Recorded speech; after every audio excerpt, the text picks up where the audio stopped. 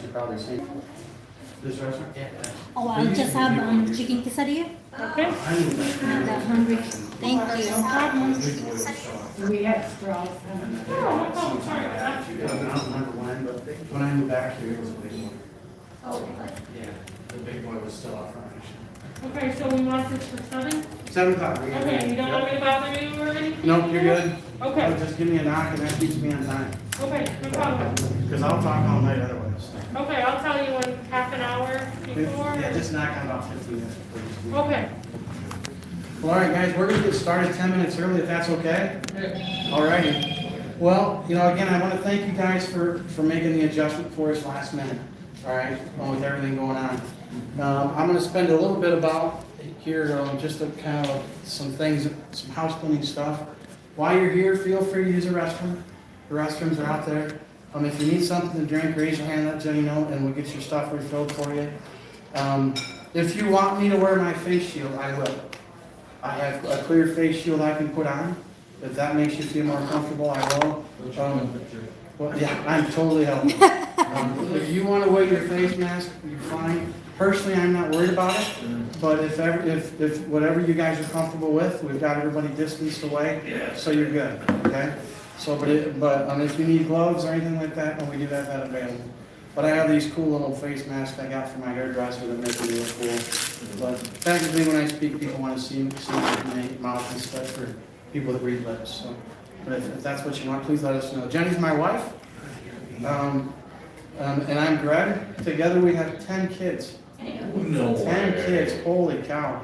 Yeah, we know. This is our second marriage, so this is, so I had 5 before, she had 5 before, and then we got the Brady Bunch, and we have 4 at home. Everyone Basketball else, team. they're growing up and moving on, but, a little bit about, the house cleaning. I told you the bathroom, all that stuff's available with the COVID issues. If there's any concerns, let us know. A little background about me very quickly. I've been in this industry since 2006. Prior to that, I was in the Air Force. While I was in the Air Force, I did a lot of different stuff. I got a law degree. I did some things with the Stealth Fighter Squadron. I did a lot of different tours. Some things I can enjoy talking about, the other things I'm supposed to forget I did. So I had an interesting career. You see the end of the World War II ceremony? Up in Yeah, Grand Rapids? I did. That was cool. It was. I was up there and I go, I heard the big planes go over. I was invited to it last year. Last year I was invited to go to that. That was So cool. it was pretty cool. My dad was in a B-24. Was it? Yep, those are cool things. Go ahead, I'm sorry. No, you're fine. So, the background I have is starting back as far as having a law degree. As I stayed in New Mexico, I got out of the military, bought a couple different businesses. I've kind of been an entrepreneur at heart. Bought and sold some things. And then I moved back to Michigan because my brother was a quadriplegic. Earlier in the years at 15, he dove into a wave. I pulled him out of the water. He became a quad, 6'9" big guy. But I came back in 2000 after the military to help take care of him. And that's why I ended up back in Michigan, leaving New Mexico where there was snow where I could ski and come back down and put my shorts on. I moved back to Michigan to help take care of my brother for a period of time. When I got back here, I opened up a couple different companies, and then I finally figured out where I wanted to end up in life. I always enjoyed helping people in their lives better themselves. And I got good at finance. National City brought me in for a while to do the mortgage boom. For a short time over the years, New York Life asked me to come work for them for a little bit when their office was still on Center Street. My office was a competing office across the street. But in 2006, I opened up what was called Starlight Advisory Team, and that was my company. And what I wanted to do is I wanted to help people in retirement. But I didn't want to do what my grandmother did. She hung a sign up and she said she was good at all these different things as an insurance company. And I knew I wasn't good at all those things, and I didn't want to be good at all those things. So when I opened up, I decided I wanted to focus on people that were getting ready to retire, about 55 on. But this is kind of helping people that have income for life programs, life insurance, universal life, and stuff like that. And while I can help people with trusts and taxes and stuff like that, our agency found a home that we can really help everyone. So that's where I stayed at. I've not decided that I wanted to get out of that agency. I haven't gone down to sell medical supplements or life insurance to younger people. I stayed in that area. Up until 2015, I had about 6 agents that I had working for me. 2015, life changed for us. I openly tell people that. My son had a car accident and things. So God had a different plan. We stayed home and took care of our son. And I just let my agents go home and they worked for me. And that's been a blessing. So our whole focus is to stay local and to make sure that whoever comes on board, that we can help you with what we need, what your helps are. Now, Social Security became a big deal back in about 2008 and 9. A lot of advisors or brokerage folks or insurance agents didn't know diddle squat about Social Security. They didn't know how it worked. You would come to them, and as an advisor, when I was a financial advisor, if you said, Greg, I'm 65 or I'm 66, or I'm 62, I want to file for Social Security, how do I do it? We said, go call the office. We didn't know. We didn't have an interest. The book is huge. No advisors really took part in it. So about 2008 and 9, when the market did what it did, I started figuring out that people needed another vehicle for income. And they needed to use one to preserve the other. And they needed to learn how to balance one and not use the other and figure out how to do that. There's literally over 75 ways. There's actually 101 ways to file Social Security. I've read the whole book. I can give it to you. If you can't sleep, you'll fall right to sleep. But I took time to learn about that to stay up on it every year. And from that, what I've learned is that Social Security is a piece of your retirement plan. It's not just an income. So when someone says, Greg, well, if you came here today just learning about Social Security, that's fine, but you're going to leave with more information. Because it's not just filing for Social Security. It's understanding how to use it and how to preserve one vehicle to another.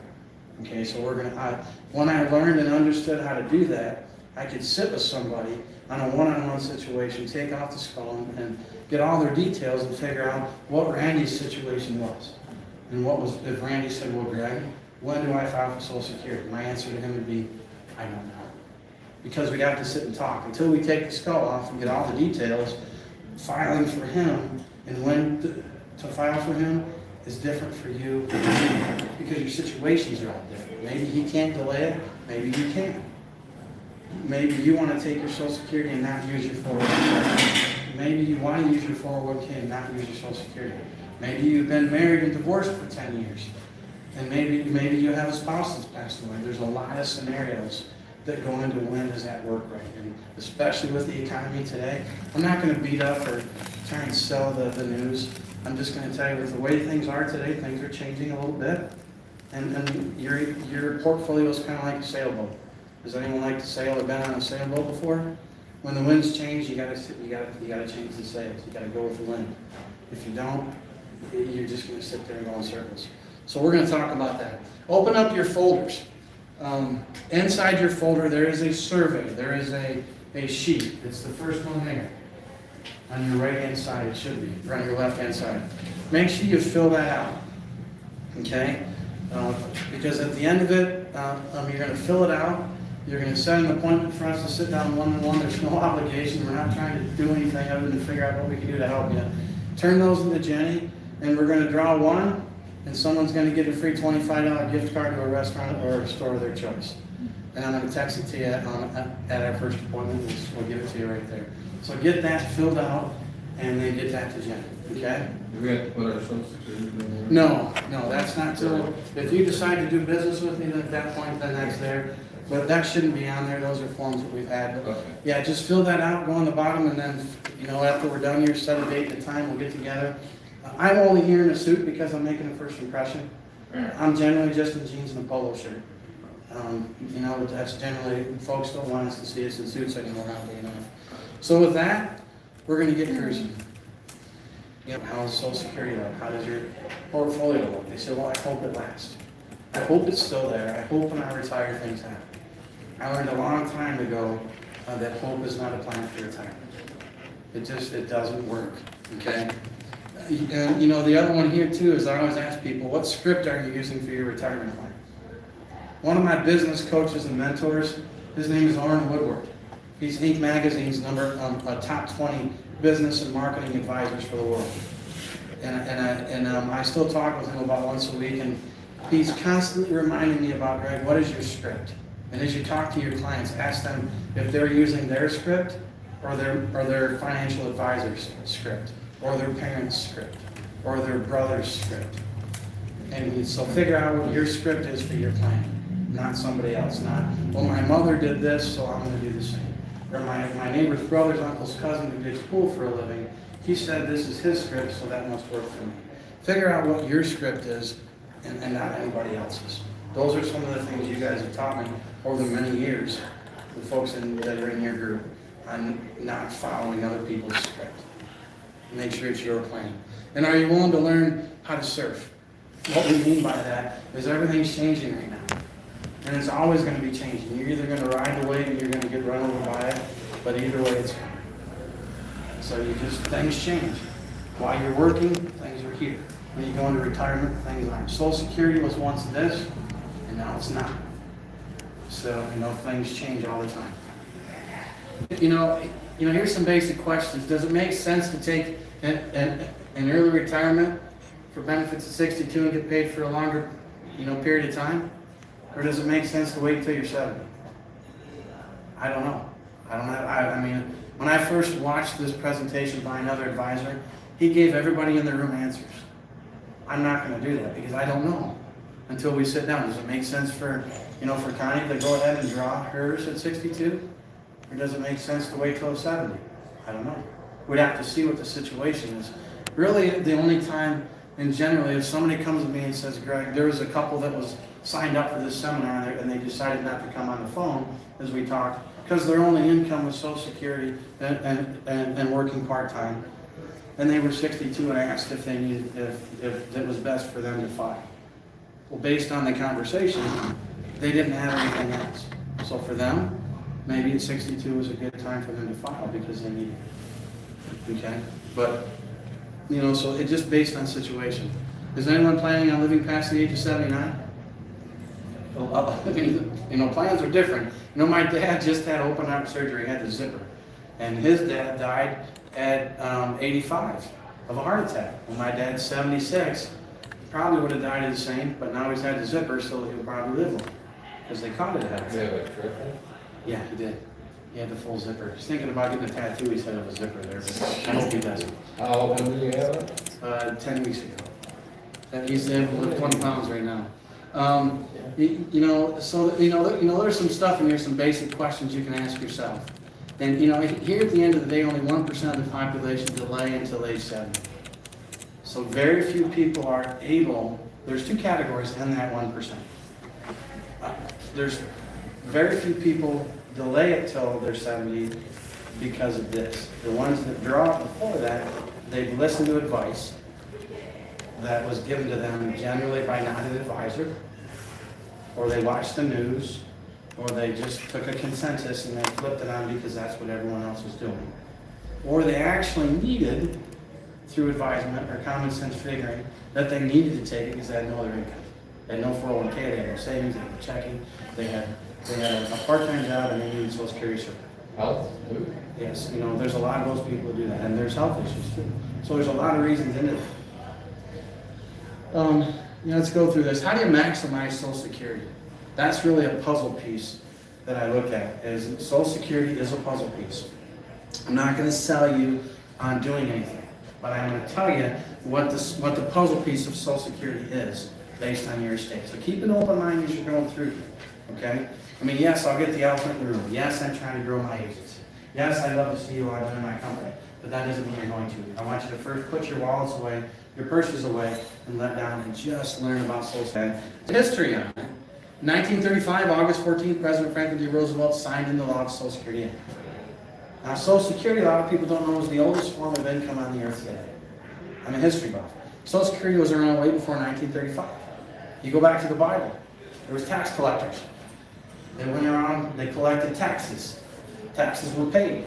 The guarantee is that the kingdom took care of you if you got sick, ill, or weary, and couldn't work after a certain age or point in your life, as long as you paid your taxes. Social Security, that concept's been around for a long time. So President Roosevelt just took credit for a program that had been in place for a long time. They just put it into a format. Okay, so that concept's been around. 1937, the Federal Insurance Agency kind of jumped onto it, and they started the collection of the Social Security Act. That's when things got a little bit more intense with it. It was put in the Act in 35, 37, things started to be acted a little bit more and started working a little bit more. Okay? It's been around for a while. Social Security by the numbers, in 1940, regular monthly payments began. The disability benefits were added. Cost of living adjustments were added into it in 1975. And that figure right there, that you can read 453.7 million Social Security numbers were issued in 1936 with the added rate of 5.5 million per year. As you go through the numbers, you're going to see that Social Security was built on a three-legged stool. It wasn't built on four legs. It's not, I don't spend a lot of time on it, but Social Security is failing not necessarily because of the government. It's because everyone else voted for changes, and they went with the change. Social Security was never intended for all of us to get. It was originally put in place for only people that were disabled or short-term needed income. Everybody paid into it, but it was never built with that fourth leg. It was built with three legs and said, listen, everyone's going to pay as one leg. The only two other people that can get it are people that are permanently disabled or people that are temporarily disabled. It was never built a fourth leg of saying that everybody pays into it and everybody gets it. It was never built or structured that way. So now we've put more weight on the system, which is why it's failed. Because we're looking for a four-legged stool, but only three are ever built on it. And you can't just put a fourth leg in. You'd have to destroy the whole system and start over. So that's really where it is, why it is what it is. Okay, it's not good or bad, like it or not. That's where the design was. Maybe it was a flaw because it wasn't designed for everybody to get. Okay, but that's the flaw in it. These are the numbers. The ratio back then was 159 to 1. So every 159 people that were paying into it, only one person was getting paid. As you go on now to where we are, just you can keep running down the road. And in the year 2034, it's estimated the Social Security Trust Fund will run out of money. Well, if you look here, the ratio of workers estimated to be paying into the system for every beneficiary in 2035 is 2.2 people for every one that's getting paid. So that's where it started, which was a strong balance. That's really where we were in 2017. For every 2.8 working, one person was drawing. And now we're moving. So if the system doesn't change, is it going to fail? I don't know. Do I expect to see it? I'll take my insurance hat off and tell you no, I'm not planning for it. I'll put my insurance back on and tell you I don't know if it's going to happen. For you guys, there's not a concern. There really isn't. It's there that there won't be a concern for ages of yours up.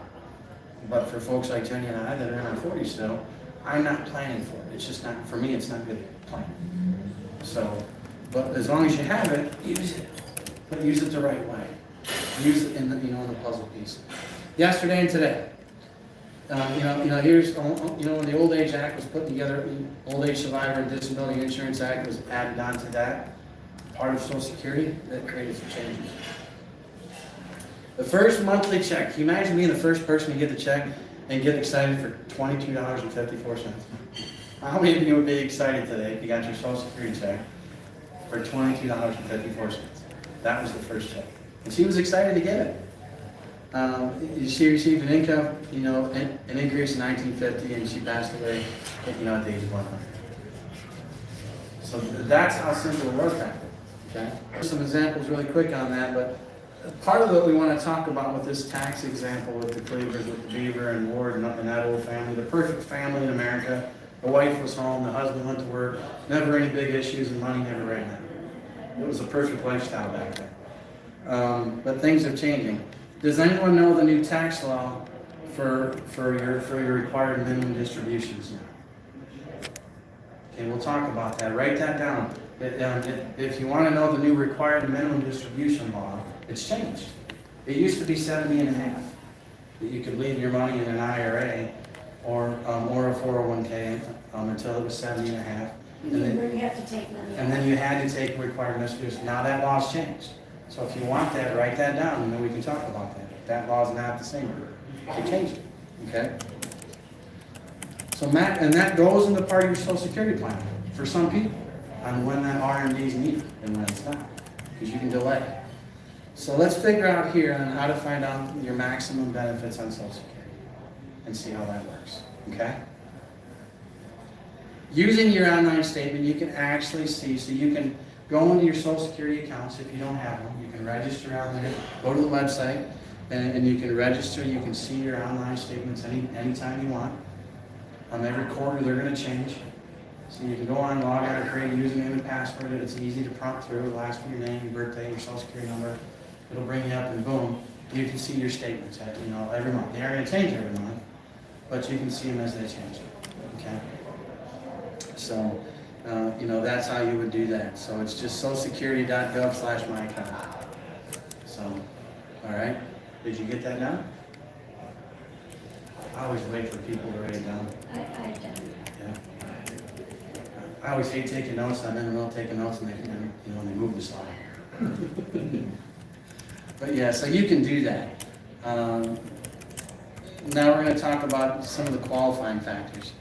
Benefits and tied to your work records. To qualify, here's some simple ways. If you were born in 1929 or later, you need to work at least 10 years to be able to qualify for Social Security. Okay, now that's different as you get older. For your birth years, that's a different example. In 2020, each $1,410 in earnings equals 1 credit. Okay, that's currently.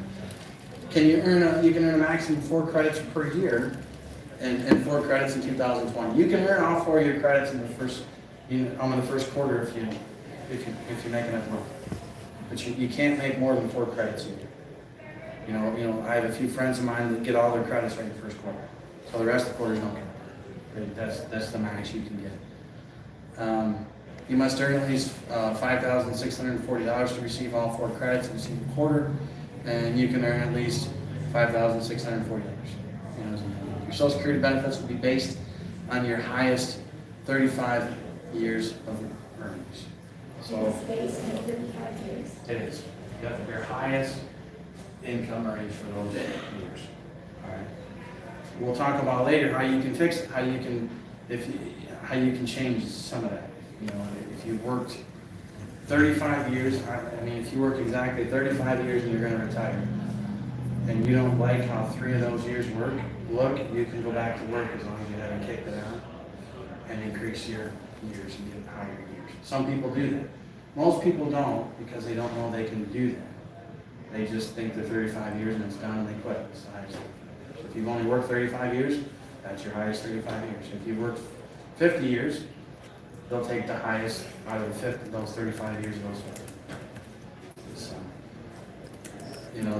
So that's something just to kind of put in the back of your head. How do you calculate your benefits? Well, there's a lot of different ways to do that, but the one thing, I'm not going to go through all this, I'm going to give you one example. Your full retirement age or normal retirement ages, they're eligible to receive full or unreduced benefits. So how do you calculate your full retirement age? Well, that's going to be based on your, is that clear enough? It's going to be based on your birthday, your birth year, okay? And whenever you're born, okay, 3 years ago. Bush did that. There were some, but there was some more with Bush, but there was additional ones that were changed last year. And we got some that are coming this year that, in my seminar in January, I'll be able to talk about. I can't talk about them because they're bad. But the importance of this, and this is the only really thing I like about this slide. I had a client that came to me that fell within this. He actually came to a seminar, fell within this area here. Someone told him when he turned 65 that his full retirement age was 65. He filed at 65. Now, Social Security office, they're not financial advisors. They're not a legal company, they're not a tax company. They're not gonna tell you when to file and when not to file. They're not gonna tell you you have to wait 65 and 4 months. That's not their job. We can be mad at them, but they aren't gonna tell you that. They're gonna tell you to go talk to a financial advisor. They're gonna tell you to go do your own research. So he filed his at 65 and 2 months. Do you think he got his full retirement benefits because he was 2 months shy? You think they just wrote it off? He got penalized. He didn't get it because he was 2 months shy. They're very serious about that. So it's good to know to have someone to talk to that knows everything about or has access to be able to help you on what your plans are. Okay? So, if that's a question, we can talk more about that. Taking your full benefits before full retirement age. The only thing I'm going to tell you about this slide is that that's really based on your situation. Some people say, well, Greg, if I wait till my full retirement age, I'll get more money. Well, that's true, in theory. You have a bucket of water, okay? And your bucket of water is your Social Security, and it's full. And if you take your bucket of water earlier, it seems to be that you're getting paid less, correct? You're just pouring that bucket slower because it's got to last longer. If you take it when you're 70, your check is higher. Your bucket's being poured faster because your lifespan is now less than what it was when you were 62. Okay? So this slide here, again, taking the benefits, whether you wait till you're full or whether it's early, is all based on your financial situation. There's no right or wrong answer here. There really isn't. If you have a portfolio that says, Greg, I really don't need my Social Security, but my friend said I should take it just because it's going to go bankrupt. No one knows. Don't use someone else's script, and don't take it on the what if. Okay, take it on a plan that you know that someone helped you do. So when you take it, it really doesn't matter, only to you. It doesn't matter. Early or late, it doesn't matter, only to you. Okay. The benefits. Let's see. The Beaver was born in 43. His full retirement age is 66. If he waits for his benefits, for full benefits, it'd be $2,500 a month. If he takes it at 62, it's $1,875. And if the wife's benefits is $875. Now, if the wife hasn't worked at all and the husband takes it, the wife in theory is going to get 50% of what he qualifies for. But that 50% isn't always 50%. Okay? You can see the example here of at 62, it's $1,875. It's just about half of that. The wife would get almost 50% of $875. Okay, that's if the wife's never worked, or spouse has never worked, or that hasn't worked enough years to qualify for Social Security. Okay, so if for me and Jenny, if I was 62 and I'm a Beaver here, I'm going to draw a line, and because my situation says I need to. I'm taking $1,875. My wife can instantly file it at 62 and get $875. And we can draw at the same time. She can draw 50%. Now, when I pass away, knock on wood, I don't anytime soon, she loses hers and keeps mine. She keeps the higher of the two. That ruler still has insurance. Okay? It's higher of the two. Okay? What would it look like, as a break even? Well, I'm going to go through that because break even is, if you're really technical, you want to know how long do I have to live to get all the money I pay back. If you really want to sit down and figure that out, then you've got a lot of time on your hands. But generally, by the age of 90, you've got everything you've paid into it. Generally, based on that. So if you live to 90, you've got to break even. But that may be different. So that's going to be cool. Let's find out some other things for full retirement benefits. Benefits for spouses. All right, now this is kind of a neat one. A non-working spouse will receive 50% of their spouse's full retirement age benefits if they apply at their full retirement age. We just talked about that example. You get 50% of your spouse. Now there's a mathematical game there that you can play. If both you and your spouse qualify, is anyone in here married other than me? Yeah, it doesn't work for that. But so this we don't need to even talk about that. What's delayed credit? What's that? What's a delayed credit? Well, if you're married, that works, but you're not married. What? Are you married? Am I married? Yeah. Divorced. How long, well, this example won't work unless you're married. Yeah, but I've never heard What's of it spouse called? benefits don't earn delayed credits. What's that mean? Delayed is full retirement age. What? Delayed credit's just another term for your full retirement age. So you can take it at 62, but you delayed your credits until you were 70. So a spouse that is never, that doesn't qualify for Social Security by herself or by himself, doesn't qualify for any delayed credits because they never worked enough to get all. The example for a married couple, for Jen and I, for someone that is both, let's say we're both at full retirement age, or say we're not, let's say we're both at 62. And say we both qualify because we both worked a lot of years. There's a flexibility there that says, because of my estate, how it looks, I could draw. She can draw half of mine until 70, and let hers grow, and then she has to take her own executive. And there's a whole mathematical game on how you can use Social Security to your benefit, even as a single. And we'll talk more about that. Now, you're divorced. How long have you been divorced? Somewhere between 30 and 40 years. 30, 40 years. How young are you? What? How young are you? It was 88. Well, how young are you now? How old am I now? That's a better way, I guess. I was asking how young. I'm 81. You're 81, okay, and this probably wouldn't work for you. Some of it for the divorced ones. I didn't realize when he took his early, because I waited till I was full age, but mine still was reduced because I hadn't worked enough to have my own credit. That's right. Yeah, so mine got reduced, Yep. even though I waited till I was 65. Yep, because of your credits, yeah. Since then, the laws have changed for the newcomers, but those are some of the old rules, so, yeah. Well, if you were married 10 years, then you still have the option of. You can, if you're married 10 years or longer, and your spouse is still alive, and their social security is higher than yours, you can draw half of his, but you're already doing, you're drawing the delay. So a lot of people don't know that, you know, they can draw half of their, now if they get remarried, it doesn't count. If I got remarried, then I can't draw half. So you can't be remarried to someone and still draw off your. Taxes, no. Once you get remarried. that's- Really? Yep. They only allow that because you don't have a spouse. Could I have drawn his from Half of his. 62 to 65? Half of his you could have, I yes. could have. Mhm. And then at 65, I could have applied for my own. You would have been forced to take your, they would have forced you. Yep, they would have kicked it automatically, it would have happened automatically. Well, my mom was drawing off my dad's and he passed away and then she got remarried and I think she's still drawing my dad's. That's a pass away, that's a Okay. different story. See, 101 different ways to file. That's a good question, though. Yeah, if there's still Social Security from that benefit, that's when it's passed away. But if they're alive and you get remarried, there's a whole different You story. can remarry after a certain age, so it doesn't affect the Social Security. New rules, yes, old rules, depends on what birth year you're at.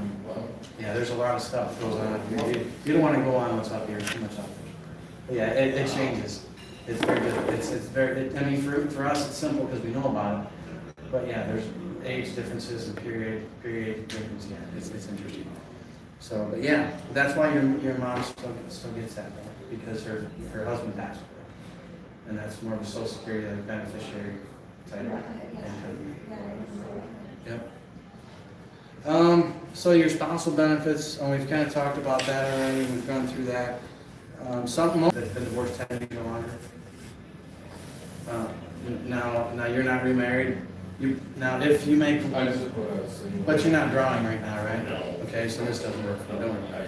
All right. So benefits of widows and widowers, we're not there. We can go through that one. All right, now let's talk about this. How is Social Security formulated? A lot of people wonder how it's formulated and what the, the effects are.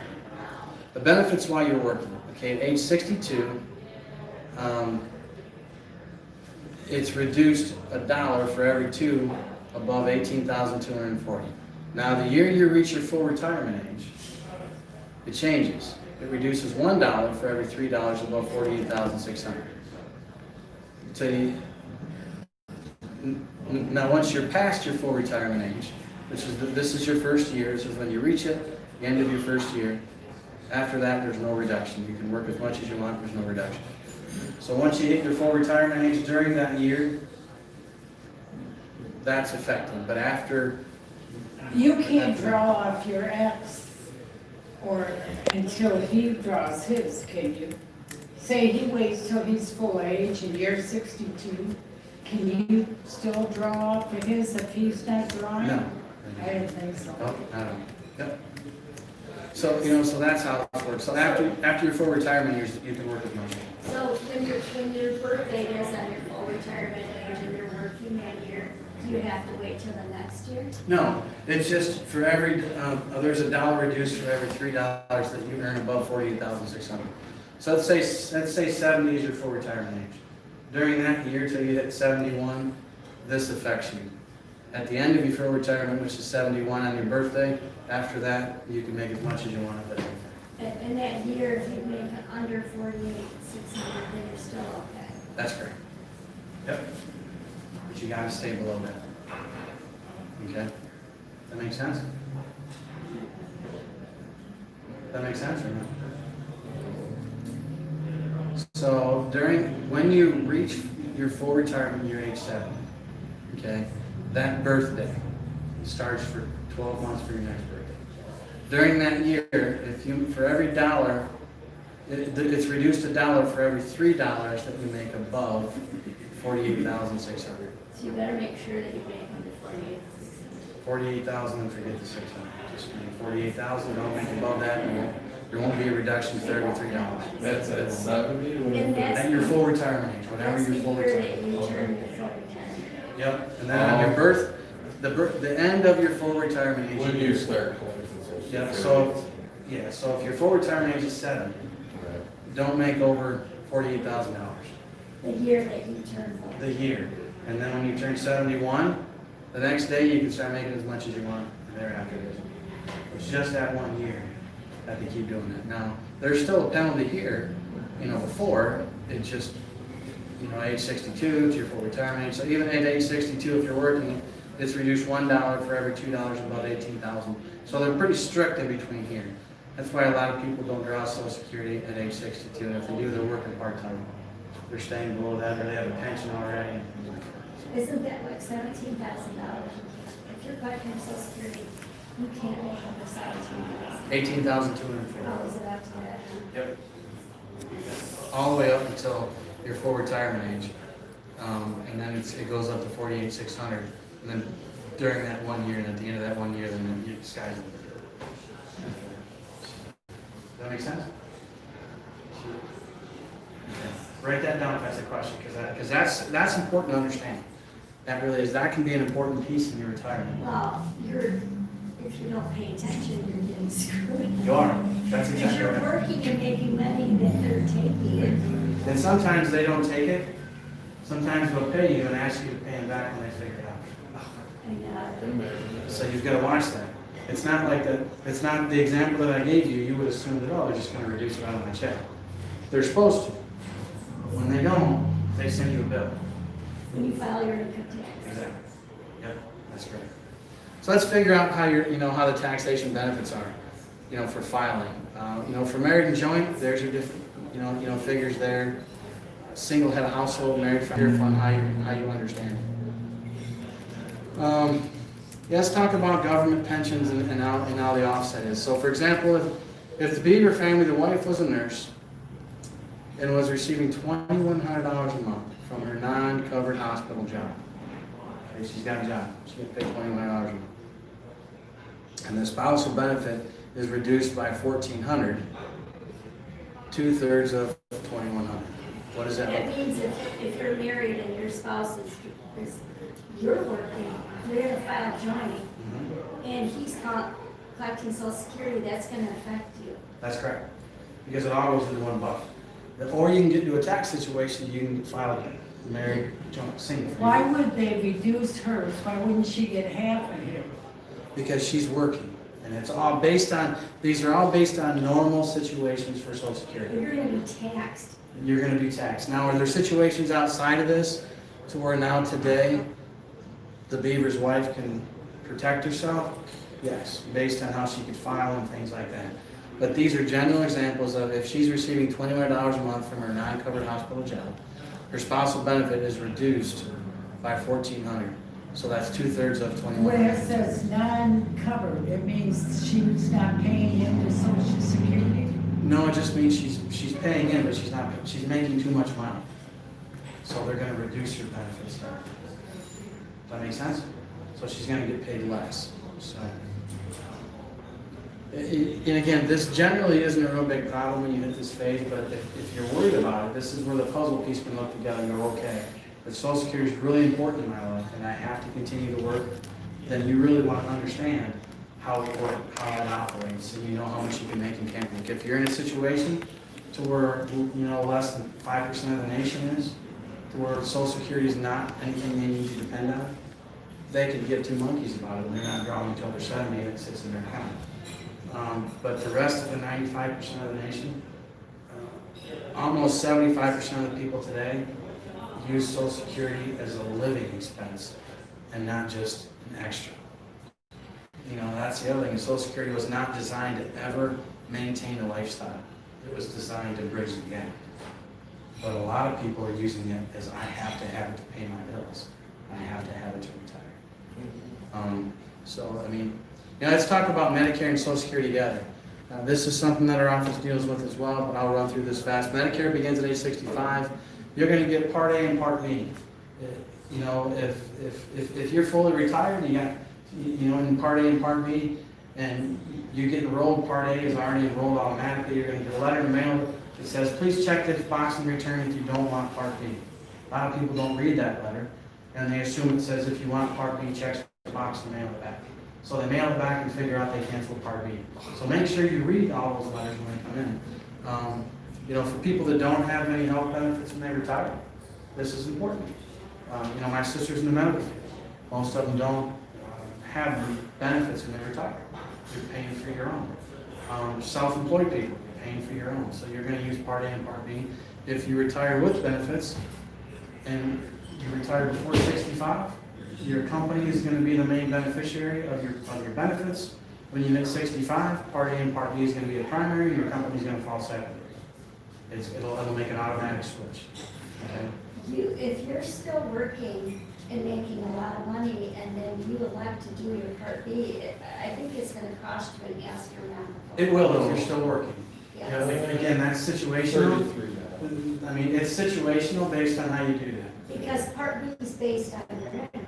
It is. Yep. So if you're fully, generally, my conversation generally is an open forum is that you're retired and you've got Part A and Part B and you're not working anymore. But there's a lot of situations to where sometimes even filing for Part A makes no sense. If you're still working, you don't need to file for either one of them. You can delay both of them. Well, you don't have to pay for the Part A. If you have insurance, yeah. If you're working, you've got insurance.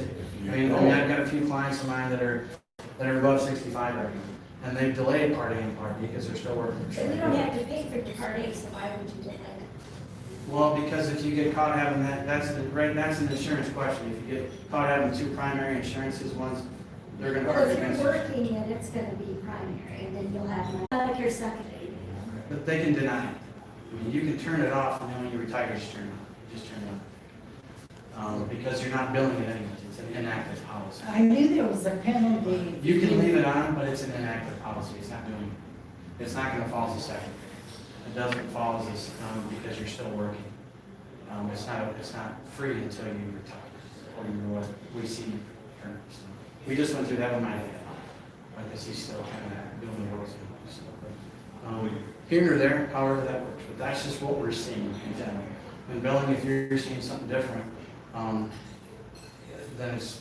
I have billing with the insurance companies. It's a pain in the butt. They yell at me if I have clients that are on both sides. I go, you deal with it. So, but however folks want to do with that, generally, that's how that works. But, however that works with that you just have to figure out with that. But, Well, with the Part B, as long as you go ahead and enroll and tell them that you are deferring it because you're working, right. my understanding is they don't penalize. They don't. They told us at our training that we went to Oklahoma State that they want you to deny. if you're still working, they want you to check the box and say, I don't want it. But as long as you let them know, Right, yeah, you have to let them know. yeah, because otherwise you are penalized if you don't ever go and address the issue. That's correct, yeah, that's totally correct. Yeah, they just want you to let them know that you don't need it, so Yeah, that you don't want it. that you don't want it right now. Absolutely, yep. Good stuff. And, you know, and these, it talks about the different deductibles and how they're paid. Those are gonna be changing next year as well. What Part A and Part B are gonna be for different birth years. They're gonna talk about how that's covering and stuff.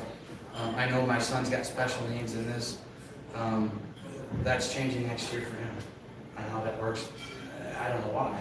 You mean he's an assessed guy and he's been qualified for Medicare? Medicare Part A and Part B, but his benefits change next year. So, Because he's on it, because he's not drawing it as a person that's 65, he's drawing it because he's disabled. That's what's gonna change. no, his whole benefit program's changing this year. The state's gonna turn out according to his case manager. Oh, you're just talking about him personally, No, his benefits are, the whole benefit packages are changing. for all disabled people. I can't speak to that. She just said that the benefit package that he falls under, which is a group policy, is gonna change. But I haven't talked to other people, I just know that his group plan is changing. So, whatever that means. Oh, no, it's just stuff, but that doesn't really affect too much. So Social Security, how does that work, you know, for the message to the public? This is kind of the interesting part here. How do we fix Social Security? And I don't know how we do that. That's the one thing here that people have, you know, questioned. In the very beginning, we talked about how Social Security sat on 3 stools. You know, it's a stool with 3 legs. The only way to fix that would be to break it off and start over. You know, McDonald's, literally when that fire happened just a few days ago, they tore down Burger King, yeah, they tore down half the restaurant. They didn't go in to repair it, they tore down half of it, and they put it up in just a few days. So they literally had to rebuild it. It's there on fire? Yeah, just to show them the little Hebrew there. Did it? Don't know how. But they literally tore it down. They didn't try to rebuild it. They tore it down and just put it new. So what we've been told as we go into these, this would be the way that you could rebuild Social Security so it wouldn't go soft. These are the many choices. You could reduce benefits for the people that are drawing it. You could increase payroll taxes. You could do a means test, which some people agree with and don't. You can do an increase in retirement age, which is, you know, is happening sometimes. You can increase or eliminate earnings or cut off SSI payroll taxes.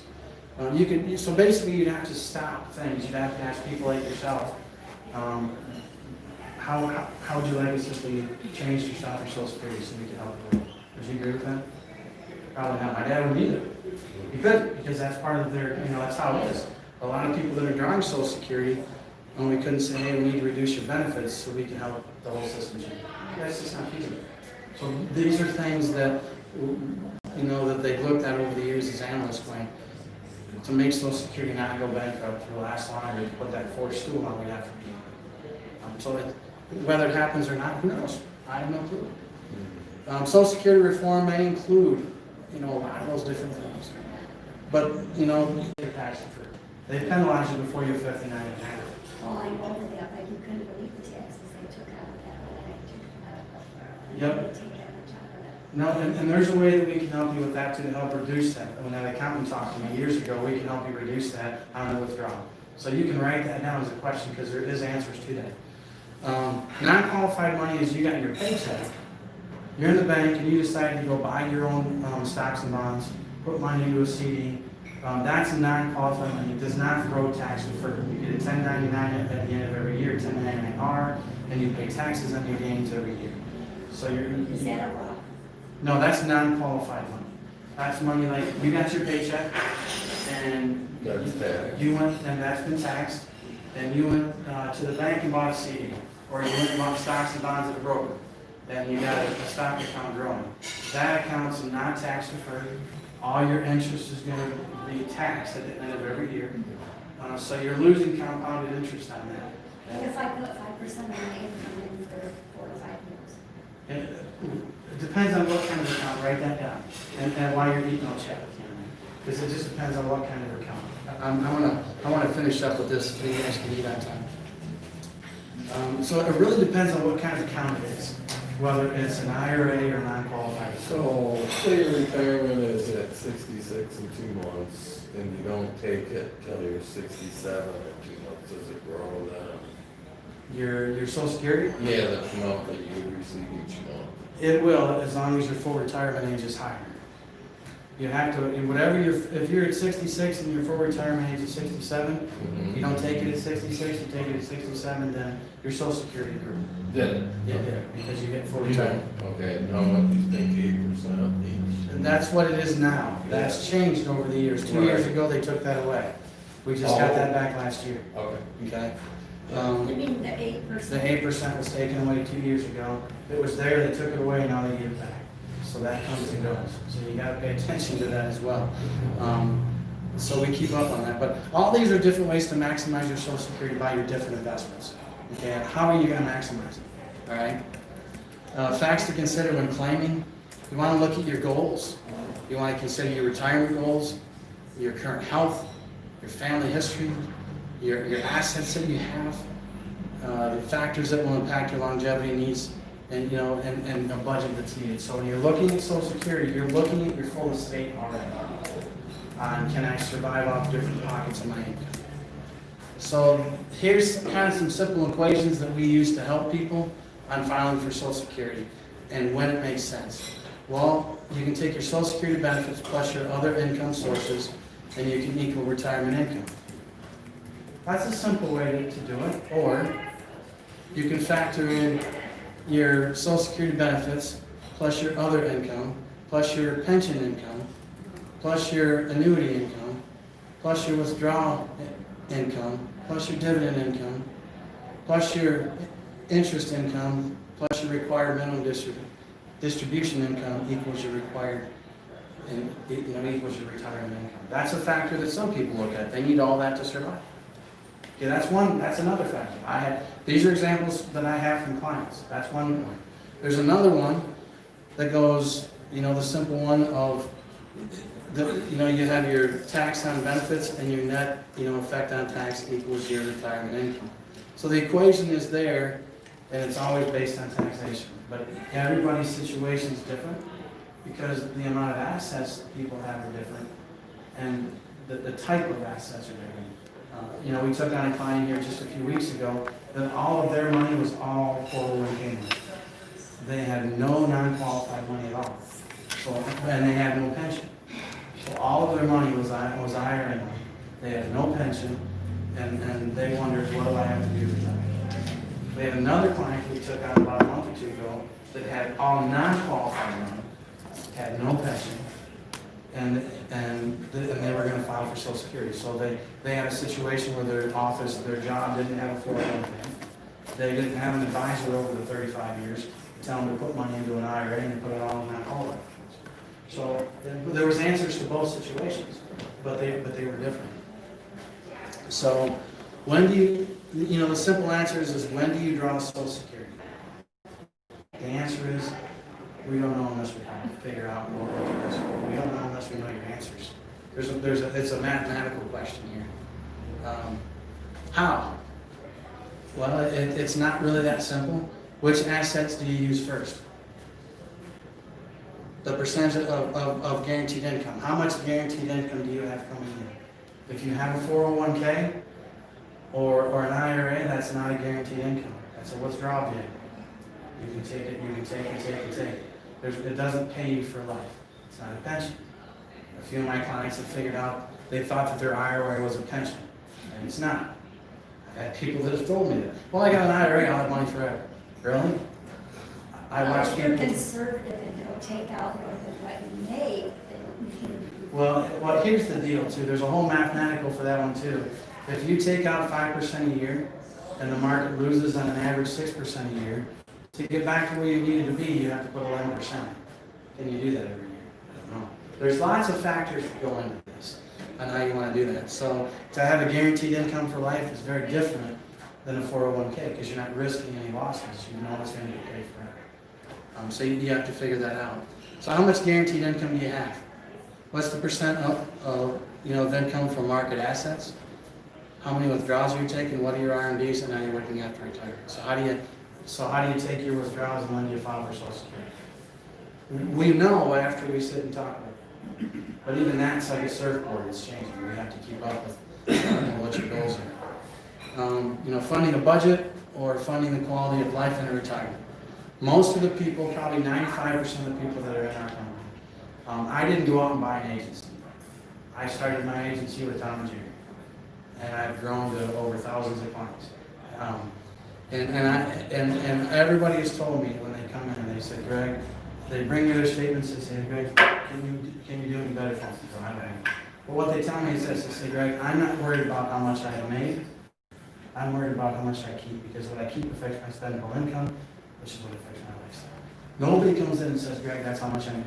They give me their statement and go, that's how much I have. That's what I have. So you've got to figure out. When my grandfather always told me, he said, Gregory, if you could put all your money in the middle of the table and put a match to it, how much would you voluntarily burn? No. You have to ask yourself, how much can you lose before losing is enough? I don't know that answer from you guys. You have to figure out how much can you lose before losing is enough. That's what you have to answer. And when I was a broker, I used to tell people, I go, Randy, you're 62 and you're coming to me and you want to do something else with your money. You don't want to move your money.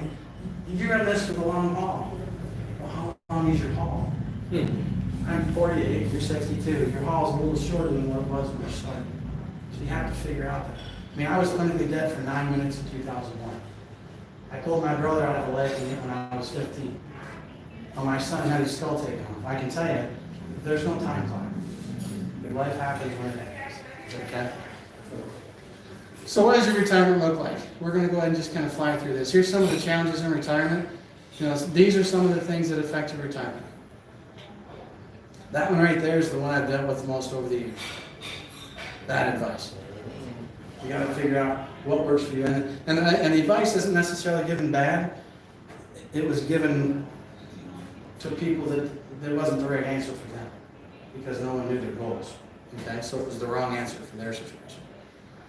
There's 6 different pillars of factors, that you want to consider for retirement income. Social Security is one of those factors now. The key success to retirement planning is determining the balance of guarantees and risk. That's what you want to do.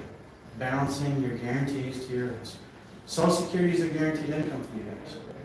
If that's your only form of guaranteed income, is that a weight that you want to carry? That's what you want to figure out. Okay. What percentage of retirement income do you want to guarantee? So ask yourself this question again: how much can you lose before losing is enough? That's what you have to answer. Okay. The 4% rule no longer works. It's not like it was years ago. That rule once worked. So your rule of thumb: protect your gains and protect your income. So that's the biggest thing here. These are your green money rules. All right. Your red money rules are: you must be actively managed, it must be liquid, and it must be long term if it's going to be considered into the red money. Those 3 are key factors for red money from an accounting standpoint. And what if the bear market happened again like it did through 2000 and 2009? This is an actual statement of a client of mine. These are both ones that our marketing company put together as our legal team took. 2 of our clients, they gave us permission, their names are not up here, to show what their portfolios look like in this time. Okay? So in 2009 to 2000 and 2009, they had yellow money of 10%, they had green money of 0, and they had red money of 90%. By the end of the time, this is what their monies look like. You can see where it started, and you can see where it ended. You can see the losses and the gains that they had and the percentages that they had. Now that's how that was allocated, where most of their money was all in growth. It was at risk, but it was in growth. Okay? We had another client that showed us this, that took the advice of their own. They were working with us and working with our accountants, and they found a balance. And simply put, when Warren Buffett was asked about planning in a bull market, he said, only when the tide goes out do you find out who's swimming naked. And that's true. The reason why Warren Buffett is so wealthy is because 85% of his money is, you think, invested where? Where do you think most of his money is invested? Do you think it's in growth? Or do you think it's in safe money? Or do you think it's in more just your green money? Do you think it's in risk or safe money? Which do you think is in 85% of his money? Equity index annuities. That's why when he's filed bankruptcy twice, it didn't affect him. It didn't affect him. And when the market's tanking, it didn't affect him, because that's where his money was based in. Okay? So this client of ours did this exact thing through the same time frame. They had 10% of their money in the yellow. And in the other example, you have to remember, he had zero money in the green. So he had 60% here. And then the red money, he had, just under just a short percentage share of 30%. Well, now let's look at the differences of what happened at the end of after 10 years. So you'll see the figures here of what it looked like after 10 years. Look what his looked like after 10 years. Very different. Same time frame, same market, just a different exposure. Because he had more money in more of the fixed guaranteed income areas than he did in the market areas, and he came out ahead. There's a $190,000 difference in those two portfolios on growth. Okay? So here's the fun part. People will come to me and they'll go, Greg, okay, I like all these different areas, but this is what I want you to do for me, Greg. I want you to take the yellow part and I want you to put some red part in. I can't do that. Well, can you take some of the protective growth and put some liquid in that? Can you blend those together? We can't do that either. Well, Greg, I like the risk, but I want some protection within that risk. Can we do that? Can we have risk and protection all at the same time? We can't do that either. So you've got to have a balance. You can't mix those together, but you can have, certain allocations in different ones. So you have to find what's your greatest priority and what are you willing to give up. I always, my grandfather used to ask me this. He'd go, Gregory, ask yourself, what do you want? When do you want it? And what are you willing to give up to get? There's always something you have to give up. If you're going to put stuff all in risk, you're going to give up guarantees. If you're going to put some in protected growth, you're going to give up some liquidity. If you're going to put it all in cash, you're going to give up gains because it's liquid. So there's things, but there's benefits to each one. So you got to figure out what you're willing to, what you want, and there's a trade, for long term. What's the percentage of retirement income that you want to guarantee? That's something you have to figure out. How much of money of your portfolio do you want to guarantee as you transition into retirement? Here's one thing I'll show you. I'll just kind of finish that up. I just want to make sure that everybody I talk to when we hands at the planning, as you look forward to the economy, I don't want to see what happened in 2009 happen again to folks. Because I work a lot with protected money, and the clients in my office average a 5 to 7 yield return every year. They're not rocking stellar returns. But in 2008 and 9, when everybody else was kind of losing money, the average loss in the portfolios in Michigan were 42%. Doesn't mean everybody was losing that, but that was the average. None of my clients were losing any money. They were all making between 3 and 5% even during that time. And it's because of how the investment was. As we wrap it up here, this is an example of a statement of my clients from one of the companies that I represent. And it's a retirement planning company. This is for an example of someone that has a 401k or a 403b that doesn't have a pension, or the money isn't a guaranteed income. You can take monies, whether it's qualified money or non-qualified money, and turn it into a guaranteed income for life. How many people in here have a pension? Okay, let's say all three of you raised your hand and you had a pension. Your pension is funded by an equity indexed annuity. So there's two ways to have a pension. When you retire from GM, Chrysler, Ford, General Mills, like my dad did, his pension is funded by an equity indexed annuity. So if you don't have a pension, you buy one, which is funded by an equity indexed annuity, which gives you a guaranteed income for life. So it's the same vehicle. So this is a client of ours that actually did this. We took them on, and they were with us previously. And they invested their funds back in 1998. I absorbed them as a client. And they started here. Now, the red line represents if they would have had their money in the market. The green line represents their money and 40% of their money participating in a guaranteed income product. And the blue line's a fixed that just gets a guarantee. Over the years, at the end of 2018, the red line did not make as much as the green line. The green line was an equity indexed annuity. It was a guaranteed income for life product. The red line was the stock market. Both were the S&P. In this area here, I took them on in 2006. In this area here in 2009, if they would have been in the market, they would have been here. They would have lost that much of their account. But because of, with insurance companies, they have a guarantee that you'll never lose any money by their fault. You'll always get a guaranteed growth, much like a pension, okay? They didn't lose any money, it kept growing. And by the end of 2018, they were still ahead just a little bit. And the reason that they were ahead is because they didn't have to do the elevators up and down. So their money was guaranteed. That's what a pension looks like if someone has a pension, if they would see their financial statement, okay?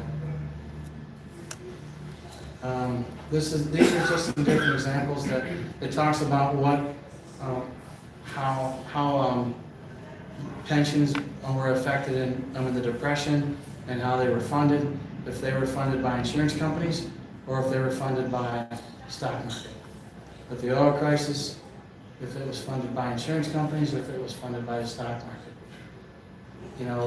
Again, if the percentages were different, again, the same thing over a 14-year recovery.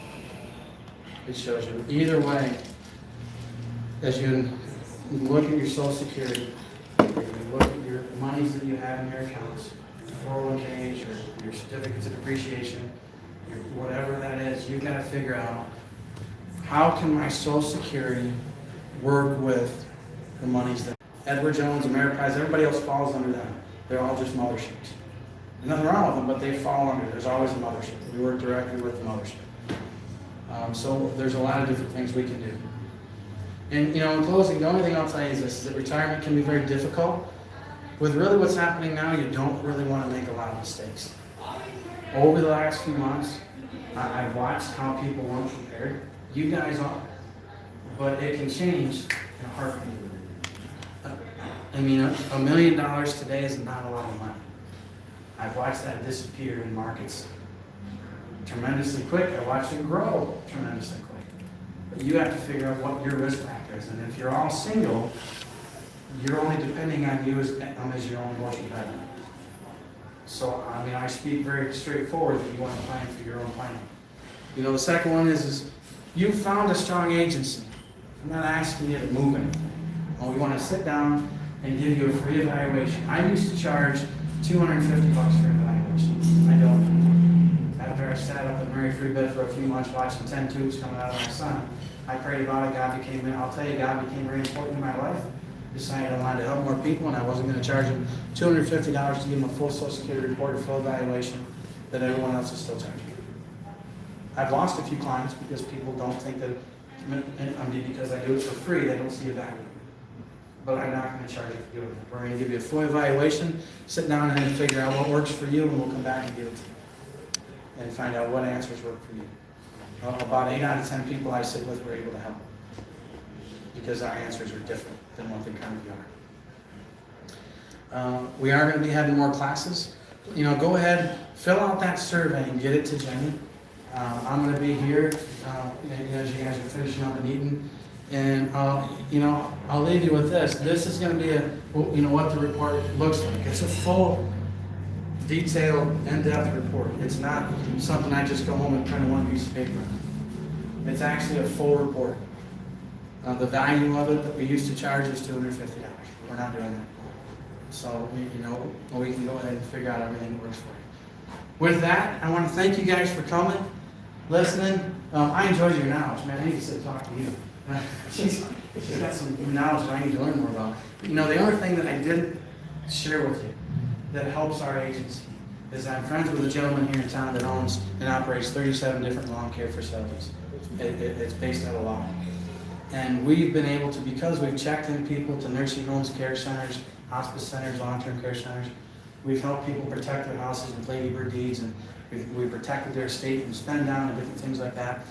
Because of the relationships we've had, we've been able to help so many people, even as they're in their elder years, keep their estate because of the relationships that we have. So with that, thank you for coming. I'm gonna knock on the door. These people are ready to bring you some hot food. And go ahead and eat, and I'll answer some questions. Thank you. You're welcome. All right, I'm gonna put on your table. Is that okay? You have a hot beef, right? Okay.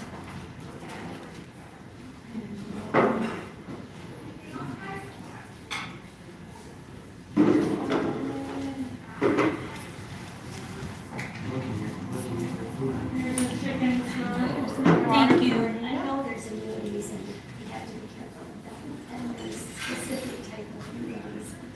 Let me I see your mean, receipt. if that's what you're, Well, let me see your receipt. When I started I'm going out. Does anybody need anything else? My dad was- I'm good. I Silverware? used to tell the story. but I- Well, I can tell you a roll. Yeah, and silverware, I'm sorry, I didn't. The financial records ready to take orders on the phone, they turn around. And I asked him, I said, how are you gonna guarantee my dad's end of my life? He said, well, I don't know. I said, well, explain. I'm getting retired. He said, what General Mills does, he said, when your dad retires, they take his pool of money out of the bucket of all the hundreds and thousands of people. You still working? And they take his out. You're not, really? And then. You're 80 And now? they purchase and I. What do you- Wow. What do you do? So that, And through that insurance. Where do you work? Because one of these guys are Do you really? Good for you. Remember that chief? You look good, I was gonna say. By no means like that one of those security. And later as I. took on like a license from the judge. God, how do you feel? I learned the same thing. Feel good? But You feel good? there's only three You kinds. feel good? Yeah. Feel good? How much- Working, you probably feel better being with people, right? There's only. Being with people makes you feel better. It makes you get up and get out. Exactly, exactly. Your employer buys it. Yes. Or you buy it. That's what it is. We weren't actually able to offer. Oh, Finish okay. papers until 2009. The market crashed. Up until then, we were only able to offer first and third grade. I would have never guessed how old you were until you said that. I go, really? and you're still working. Huh? Are you? Yeah. Look at you. Yeah, in 2009, insurance writers couldn't offer an income.